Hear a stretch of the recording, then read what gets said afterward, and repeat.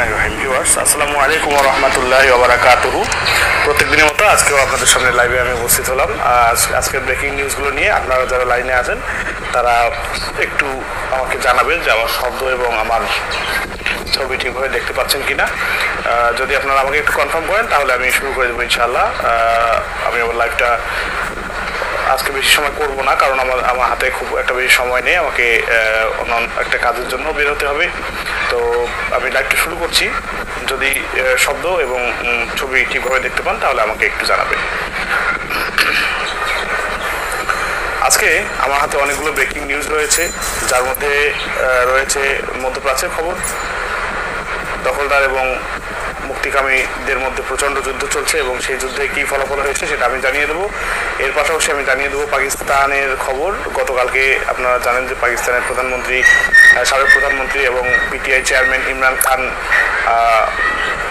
Supreme কোর্টে হাজির হয়েছিলেন ভিডিও কনফারেন্সের মাধ্যমে। সেই খবর আমি জানিয়ে দেবো। আরও জানিয়ে দেবো যে ইউরোপের একটি দেশ আছে স্লোভাকিয়া, সেখানে একটা মর্মান্তিক ঘটনা হয়েছে সেটা জানিয়ে দেবো। এবং সর্বোপরি আমেরিকা, ইংল্যান্ড সহ বিশ্বের বিভিন্ন প্রান্তে ঘটে যাওয়া সকল বিষয় সম্পর্কে আমি আলোচনা করবো। তো আপনারা প্লিজ একটু আমাকে জানাবেন যে আমাকে দেখতে ও শুনতে পাচ্ছেন কিনা। তো যা হোক, আমি এখন শুরু করে দিচ্ছি। আপনারা যদি কেউ লাইনে থাকেন তাহলে আমাকে একটু জানাবেন। প্রথমে চলে আসি মধ্যপ্রাচ্যর খবর। আমাদের যে পবিত্র ভূমিতে যুদ্ধ হচ্ছে, ওই অঞ্চলে যুদ্ধ হচ্ছে। যুদ্ধের মধ্যে গতকালকে আমি বলেছিলাম যে নেতজারিম করিডোরে ব্যাপক হামলা হয়েছে এবং এর মধ্যে একটা ট্র্যাপ তৈরি করেছিল মুক্তিকামীরা। সেই ট্র্যাপে পড়ে দখলদার বাহিনী কিন্তু নিজেদের সেনাদেরকে মুক্তিকামীভাবে গুলি করে এবং সেই গুলিতে 5 জন দখলদার সেনা নিহত হয়েছে বলে এখন পর্যন্ত আমরা খবর পাচ্ছি। এছাড়াও বিভিন্ন যে অঞ্চলে যুদ্ধ হচ্ছে সেই যুদ্ধগুলোর কারণে ব্যাপক ক্ষয়ক্ষতি হয়েছে। তো যা হোক, এই যুদ্ধটা এই ট্র্যাপটা তৈরি করে দখলদারদের 5 জন সেনাকে দখলদাররাই গুলি করে মেরে ফেলেছে বলে আমরা খবর পেয়েছি। তো এটা একটা বড় সফলতা যে প্রতিনিয়ত একটা প্রশিক্ষিত বাহিনী, একটা বিশ্বের এতদিন যারা বলেছে যে তারা বিশ্বের এলিট বাহিনী বা বিশ্বের নামকরা বাহিনী, এরকম একটা নামকরা বাহিনীকে নাকারি চুবানি খাওয়াচ্ছে অল্প প্রশিক্ষিত, অল্প প্রশিক্ষণপ্রাপ্ত এবং খুব অপ্রতুল যে সুযোগ সুবিধাপ্রাপ্ত একটি বাহিনী বা একটি গোষ্ঠী। তো এখানে আপনাদের আরেকটা জিনিস আমি জানিয়ে রাখি যে এর আগে গত পরশুদিন দখলদার বাহিনীর একটি ট্যাঙ্ক যাচ্ছিল এবং ট্যাঙ্কটি যাওয়ার মুহূর্তে যখন যা অঞ্চলে প্রবেশ করে তখন একটি মৌমাছির চাকে তারা আঘাত করে তাদের ট্যাঙ্কের একটি অংশ, এবং সঙ্গে সঙ্গে সেখানে থাকা মৌমাছিরা বের হয়ে এসে কামড় দেওয়া শুরু করে এবং এই কামড়ে এ পর্যন্ত 50 জনের মতো আহত হয়েছে এবং 5 জনের অবস্থা খুবই আশঙ্কাজনক বলে জানিয়েছে দখলদার দেশটির একটি হসপিটাল সূত্র। তো যা হোক, দেখেন আল্লাহ যখন সাহায্য করে আমাদের মুক্তিকামীদেরকে, আল্লাহ পাক মনে হয় নিজ হাতেই সহায়তা করেছে। আমরা এর আগে শুনেছি যে আবাবিল পাখির ঘটনা। তো আমার কাছে মনে হচ্ছে যে হ্যাঁ, আল্লাহ পাক যখন সাহায্য করে তখন এভাবেই সাহায্য করে। নিশ্চয়ই তারা গায়েবী মদত পাচ্ছে এবং তারা কিন্তু প্রতিনিয়ত এই জিনিসগুলো নিয়ে আমরা দেখতে পাচ্ছি। এরপরেও কিন্তু আমরা বুঝতে পারছি না যে আসলে আল্লাহ পাকের সাহায্যটা কিভাবে আসে। যা হোক, যে মৌমাছির কামড়ে 50 জনের মতো আহত হয়েছে সেটা আমরা খবরটা শুনে আমার কাছে অনেক ভালো লেগেছে যে আল্লাহ পাক কোনো না কোনোভাবে মুক্তিকামীদেরকে বা যারা দিনের পথে, ইসলামের পথে থাকে তাদেরকে সাহায্য করে এভাবেই। এছাড়াও গতকালকে আপনার জাবালিয়া শরণার্থী ক্যাম্প থেকে দখলদারদের ব্যাপক ক্ষয়ক্ষতি হয় এবং এই ক্ষয়ক্ষতির প্রেক্ষিতে বলা হচ্ছে 12 জন সেনা নিহত হয়, 5টি ট্যাঙ্ক। আমার শব্দ এবং ছবি আপনারা দেখতে পাচ্ছেন কিনা আমাকে একটু কমেন্ট করে জানাবেন প্লিজ। এবং আপনাদের কাছে আমার আরেকটা অনুরোধও বলতে পারেন, আবার বলতে পারেন যে জানার বিষয় যে আপনাদের কারো যদি কিছু জানার থাকে আমার কাছে, তো আপনারা কমেন্টে কোশ্চেন করে কিন্তু আমার কাছে জানতে পারবেন। আমি প্রশ্নগুলোর উত্তর আমার আলোচনার মধ্যে আমি দিয়ে দেবো। তো দখলদার বাহিনীদেরকে এভাবেই আল্লাহ পাক মৌমাছি দিয়ে এবার শায়েস্তা করলেন। আমাদের সঙ্গে যুক্ত হয়েছেন মোহাম্মদ একরামুল। যাই হোক, একরামুলকে অনেক ধন্যবাদ আমাদের সঙ্গে যুক্ত হওয়ার জন্য। তো দখলদারদেরকে মৌমাছি দিয়ে আল্লাহ পাক শায়েস্তা করলেন। 50 জন কেমন আছেন? আলহামদুলিল্লাহ ভালো আছি ভাই একরামুল। আপনি কেমন আছেন এবং আমার শব্দ শুনতে পাচ্ছেন কিনা বা আমার বক্তব্য কথাগুলো শুনতে পাচ্ছেন কিনা আমাকে একটু কমেন্ট করে জানান প্লিজ। তো যা হোক, এই যে মৌমাছির আক্রমণে দিশেহারা হয়ে গেছে দখলদার বাহিনী, 50 জনের মতো আহত হয়েছে। এই আক্রমণের ফলে আল্লাহ পাক বুঝিয়ে দিয়েছে যে আল্লাহ পাক চাইলে কখনো মশা দিয়ে, আল্লাহ পাক দেখেন নমরুদকে শায়েস্তা করেছিলেন একটি ল্যাংড়া মাছি দিয়ে, মশা দিয়ে। মোহাম্মদ উজ্জ্বল ইসলাম আমাদের সঙ্গে যুক্ত হয়েছেন। তারপরে আমরা শুনেছি যে আব্রাহার যে হস্তি বাহিনী, সেই হস্তি বাহিনীকে শায়েস্তা করেছিল। আল্লাহ সাহায্য যখন আসে তখন এভাবেই আসে। আমি আশা করব যে দখলদাররা অচিরেই তাদের অর্জন করবে এবং তারা তাদের যে বিজয় সেটা ছিনিয়ে আনবে দখলদারদের কাছ থেকে।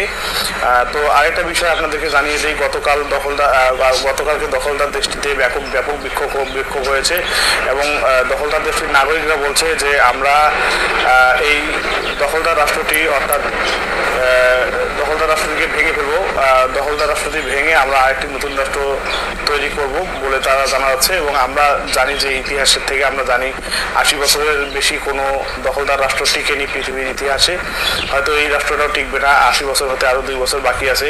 তো এর মধ্যে ভাঙনের সুর অলরেডি শুরু হয়ে গেছে এবং তারা বলছে যে দ্য স্টেট অফ গ্যালিলি, আমরা দখলদার দেশটি ভেঙে দিয়ে দ্য স্টেট অফ গ্যালিলি নামে নতুন একটি দেশ প্রতিষ্ঠা করব বলে তারা আন্দোলন করছে। তো দেখেন যে দখলদাররা ওই যে জাকে ধ্বংস করতে গিয়েছিল, এখন তাদের দেশই উল্টা ধ্বংস হয়ে যাচ্ছে এবং তারা কিন্তু দেখা যাচ্ছে যে তারা ভেঙে যাবে এবং তারা ধ্বংস হয়ে যাবে, এমন একটা পরিস্থিতি সৃষ্টি হয়েছে। এই পরিস্থিতির মধ্যে আমাদের আশার আলো দেখা দিয়েছে যে বীরদের প্রতি এত নির্যাতন, এত হামলা, এত প্রোপাগান্ডা, এত কিছুর পরেও কিন্তু আল্লাহ পাক বিজয়ের দ্বারপ্রান্তে বীরদেরকে এনে দিয়েছেন। তো যা হোক, এখন আমি একটু আমাদের ওই যে থেকে চলে যাব একটু পাকিস্তানে গতকাল আপনারা জানেন যে গতকাল পাকিস্তানের সুপ্রিম কোর্টে ভিডিও কনফারেন্সের মাধ্যমে যুক্ত হয়েছিলেন সাবেক প্রধানমন্ত্রী ইমরান খান, এবং ইমরান খানের একটি ব্লু শার্ট পরা ছবি কিন্তু সে সময় ইন্টারনেটে ছড়িয়ে পড়ে। কে বা কারা তার ছবি তুলে ছেড়ে দেয় এবং এই ছবিটি ভাইরাল হয়ে যায়। এবং গতকালকের যে মামলায় তাকে আদালতে ভিডিও কনফারেন্সের মাধ্যমে বা ভিডিও লিঙ্কের মাধ্যমে যুক্ত করা হয়েছিল, সেই মামলার রায় কি হলো, প্রসিকিউটর কি বললো, বিচারক কি বললো, এটা কেউ জিজ্ঞাসা করছে না। শুধু একটাই প্রশ্ন সবার সামনে, সেটা হচ্ছে যে ইমরান খানকে দেখা গেছে এবং তাদের লিডার ভালো আছে, সুস্থ আছে। তো গতকালকের এই ছবিটাতে আমরা যেটা দেখলাম যে ইমরান খান আসলে জেলে যাওয়ার পরে আরও বেশি ফিট হয়েছে। তাকে দেখে মনে হচ্ছে যে তার বয়স আরও 20 বছর কমে গেছে।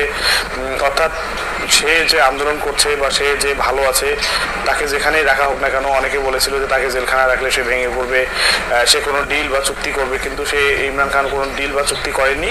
তিনি কিন্তু তার জায়গাতে অবস্থান করছেন এবং তিনি প্রতিপক্ষকে, অর্থাৎ ফর্ম 45-এর প্রধানমন্ত্রী নওয়াজ শরীফ বা সুপ্রিম কোর্টের বিচারপতি কাজী ফায়েজ ইসাকে বুঝিয়ে দিয়েছেন যে তিনি ভেঙে পড়ার পাত্র নয়, তিনি কারোর সঙ্গে কোনো আপোষ করবেন না, ন্যায়ের পক্ষে সত্যের পক্ষে তিনি চিরকালই থাকবেন। তো যা হোক, এই অবস্থায় আমরা দেখলাম যে গতকালকে পাকিস্তানে ইমরান খানের যে নীল শার্ট পরা ছবি এসেছিল, সেটা প্রায় ইন্টারনেটে সুনামি তৈরি করেছে। কোটি কোটি ভক্ত তার এই ছবি দেখে আশ্বস্ত হয়েছে যে তাদের লিডার বা তাদের নেতা ভালো আছে। এর পরবর্তীতে আবার যে আপনার যে এজলাস বা যে আদালত বসবে, সেখানে ইমরান খানকে ভিডিও লিঙ্কের মাধ্যমে যুক্ত করা হবে বলে কাজী ফায়েজ ইসা গতকালকে জানিয়েছেন। যা হোক, এটি ইমরান খানের দল পিটিআই বা ইমরান খানের জন্য বড় একটি সফলতা ছিল যে তাকে দেখার পরে দল আবার রিগ্রুপ হয়েছে এবং রিকানেক্টেড হয়েছে, একজন আরেকজনের সঙ্গে যুক্ত হয়েছে এবং দল আরও শক্তিশালী হয়েছে। তো আমি একটু চলে যাব স্লোভাকিয়ার দিকে। স্লোভাকিয়ায় গতকালকে আপনারা জানেন যে আততায়ী গুলিতে স্লোভাকিয়ার প্রেসিডেন্ট গুলিবিদ্ধ হন এবং তার শরীরে পরপর 5টি গুলি লাগে এবং তিনি মুমূর্ষু অবস্থায় হাসপাতালে ভর্তি হয়েছেন। এবং স্লোভাকিয়ার ইতিহাসে বা ইউরোপের ইতিহাসে এই ধরনের ঘটনা আমরা খুব একটা দেখি না। ইউরোপের গণতন্ত্র এবং ইউরোপে যে জবাবদিহিতার ব্যবস্থা, তাতে আমরা কিন্তু দেখিনি কোথাও যে কোনো দেশের প্রধানমন্ত্রীকে এভাবে গুলি করা হয়েছে বা এভাবে মানবাধিকার লঙ্ঘন করা হয়েছে। কিন্তু এবারই প্রথম দেখলাম মাহমুদ হাসান আমাদের সঙ্গে যুক্ত হয়েছেন। ধন্যবাদ মাহমুদ হাসানকে আমাদের সঙ্গে যুক্ত হওয়ার জন্য।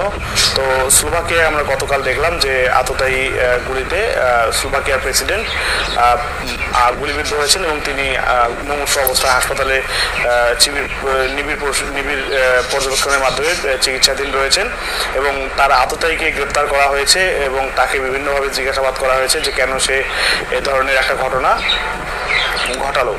তো যা হোক, এটার বিচার হোক। আমরা দ্রুত আশা করি যে পৃথিবীতে সকল অবৈধ বা এই ধরনের যে হত্যাকাণ্ড কাণ্ড আছে এটা বন্ধ হয়ে যাক। এখন আমি একটু চলে যাব ইরানের দিকে। ইরানের এক সংসদ সদস্য গত পরশু বলেছেন যে ইরান পারমাণবিক অস্ত্রের মালিক হয়ে গেছে, কিন্তু তারা এখনো ঘোষণা দিচ্ছে না বা দিবে না। তো এর থেকে আমরা জানতে পারলাম যে ইরান পারমাণবিক শক্তিধর দেশে পরিণত হয়েছে, কিন্তু তারা এখনো ঘোষণা দিচ্ছে না। কেন ঘোষণা দিচ্ছে না সেটাও আমরা জানি যে তাদের এই ঘোষণা আসার সাথে সাথে তাদের উপর অনেকগুলো স্যাংশন চলে আসবে। মোহাম্মদ নূর হোসেন আমাদের সঙ্গে যুক্ত হয়েছেন। ধন্যবাদ নূর হোসেনকে আমাদের সঙ্গে যুক্ত হওয়ার জন্য। তো এই স্যাংশনে আমার মনে হয় যতটুকু আমি আমার বিশ্লেষণ বা আমার বিভিন্ন প্রকার সংবাদ সংগ্রহ বা ইত্যাদি থেকে আমি বুঝতে পারি যে হয়তোবা তারা মনে করছে যে এটা ঘোষণা দিলেই তাদের উপর আরও বেশি স্যাংশন চলে আসবে। এই কারণেই তারা এই ঘোষণাটা দিচ্ছে না এবং তারা এটাকে গোপন রাখছে। কিন্তু আমরা বলতেই পারি যে ইরান হয়তোবা মেবি, আমি শিওর না যেহেতু এই বিষয়গুলো অনেক কন্ট্রাডিক্টেড বিষয়, তো আমরা হয়তো ধরেই নিতে পারি যে হয়তো ইরান পারমাণবিক শক্তিধর দেশে পরিণত হয়েছে এবং এটা দিয়ে বিভিন্ন দেশকে, অর্থাৎ দখলদার দেশ এবং আমেরিকা বা ইউরোপ বা সবাইকে একটা বার্তা দেওয়া হয়েছে যে তারা পারমাণবিক দেশে পরিণত হয়েছে, তাদের সঙ্গে আর যেন উল্টোপাল্টা কোনো কিছু করা না হয়।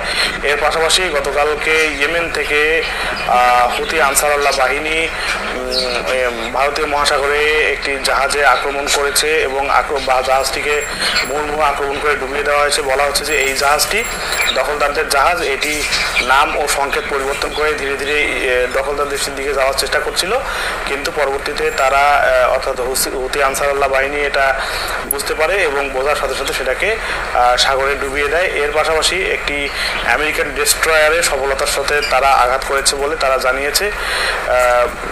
ডেস্ট্রয়ারটিতে আঘাতের ব্যাপারে আমেরিকা এখনও কোনো তথ্য প্রকাশ করেনি। আর কতটুকু ক্ষয়ক্ষতি হয়েছে, কী অবস্থায় রয়েছে, ডেস্ট্রয়ারটি কোথায় অবস্থান করছিল, এ ব্যাপারে আনসারুল্লাহ হুথি বাহিনীর প্রধান ইয়াহিয়া সারি কোনো তথ্য দেননি। শুধু এতটুকুই তিনি বলেছেন যে আমরা একটি ডেস্ট্রয়ারে হামলা করেছি। তো যা হোক, আমার হাতে যে সংবাদগুলো ছিল মোটামুটি আমি আপনাদেরকে আজকে জানিয়ে দিলাম। আপনাদের যদি এই সংবাদের ভিত্তিতে কোনো কিছু জানার থাকে বা কোনো কিছু জিজ্ঞাসা করার থাকে, আপনারা কমেন্ট বক্সে লিখে দিতে পারেন। তাহলে আমি ওই বিষয়গুলো নিয়ে আপনাদের সামনে আলোচনা করব বা আপনাদের যে প্রশ্নগুলো আছে এগুলো আপনাদেরকে তো আপনাদের যদি কারো কোনো বিষয় জানার থাকে বা কোনো প্রশ্ন থাকে তাহলে আমাকে করলে হয়তো আমি এই প্রশ্নগুলোর আমার জানা মতো যতটুকু জানা আছে আমি এই উত্তরগুলো দিতে পারবো। আবার আমি একটু চলে আসি মধ্যপ্রাচ্যে। বলা হচ্ছে যে 5টি জায়গা থেকে একসাথে দখলদার দেশটির উপরে আক্রমণ চালানো হচ্ছে। এর মধ্যে একটি হচ্ছে ইরাকি ইসলামিক রেজিস্ট্যান্স ফোর্স, তাদের পক্ষ থেকে কামিকাজি ড্রোন দিয়ে হামলা চালানো হচ্ছে। লেবাননের হিজবুল্লাহ পক্ষ থেকে ব্যাপক হামলা চালানো হয়েছে এবং সফল হামলা চালানো হয়েছে। এর পাশাপাশি আছে ইয়েমেনের হুথি আনসারুল্লাহ বাহিনী। এছাড়াও রয়েছে বাহরাইন থেকে একটি গ্রুপ, আত্মাশরিক এর পক্ষ থেকে। এছাড়াও যে গাজা প্রতিরোধকামী যোদ্ধারা আছে তাদের পক্ষ থেকে তো হামলা চলছেই। তো এই 4-5টি দেশের হামলার কারণে কিন্তু দখলদাররা এখন নাকাল অবস্থার মধ্যে পড়ে গেছে। তারা কিন্তু কোনো দিকে সামলাতে পারছে না, এত হামলা হজম করেও তারা কোনো কিছু অর্জন করতে পারছে না। তাদের যে প্রতিরক্ষা মন্ত্রী রয়েছে ইউফ গ্যালান্ট, তিনি গতকালকে বলেছেন যে আমাদের যে অর্জনগুলো আছে সেটা ধীরে ধীরে কিন্তু মলিন হয়ে যাচ্ছে। তো যা হোক, ইউফ গ্যালান্ট বলেছে এবং আমরা ধীরে ধীরে যুদ্ধে পরাজিত হয়ে যাচ্ছি এবং আমাদের পরাজয় স্বীকার করে নেওয়া উচিত বলে তিনি মন্তব্য করেছেন। দেখেন, এখন তারাই তাদের যুদ্ধমন্ত্রী, তাদের প্রতিরক্ষা মন্ত্রী, তাদের থিঙ্ক ট্যাঙ্ক, তাদের দেশের জনগণ সবাই বলছে যে তারা পরাজিত হয়ে যাচ্ছে, কিন্তু শুধুমাত্র দখলদার দেশটির প্রধানমন্ত্রী নিজের হীন স্বার্থ অর্থাৎ তার ক্ষমতা টিকিয়ে রাখার জন্য এই যুদ্ধটা তিনি চালিয়ে যাচ্ছেন। তিনি জানেন যে কোনোভাবেই যদি এই যুদ্ধ বন্ধ হয়ে যায় সেদিনই কিন্তু তার বিচার শুরু হবে এবং আন্তর্জাতিক আদালতের রায় অনুযায়ী তাকে গ্রেফতার করা হবে এবং তার দেশে যে তার বিরুদ্ধে দুর্নীতির মামলাগুলো চলছে এই মামলায় তাকে অবশ্যই জবাবদিহিতা বা শাস্তির মুখোমুখি হতে হবে। এছাড়াও গতকালকে আমরা জানতে পেরেছি যে দখলদার দেশটির যে প্রধানমন্ত্রী রয়েছে বা যে যুদ্ধকালীন মন্ত্রিসভা রয়েছে তার অনেক মন্ত্রী এখান থেকে পদত্যাগ করতে চাইছে, অর্থাৎ সরকার ভেঙে দিতে চাইছে। এই অবস্থায় সরকার যদি ভেঙে যায় তাহলে কিন্তু দখলদার দেশটির প্রধানমন্ত্রীর কপালে অনেক দুঃখ আছে। তো যাই হোক, আমি আমার আলোচনা আর লম্বা করব না। আপনারা যারা আমার সঙ্গে যুক্ত হয়েছিলেন সবাইকে আন্তরিক ধন্যবাদ এবং আগামীকালের লাইভ সেশনটি দেখার অনুরোধ জানিয়ে আমি আজকে এখানেই শেষ করছি। সবাই ভালো থাকবেন। আল্লাহ হাফেজ।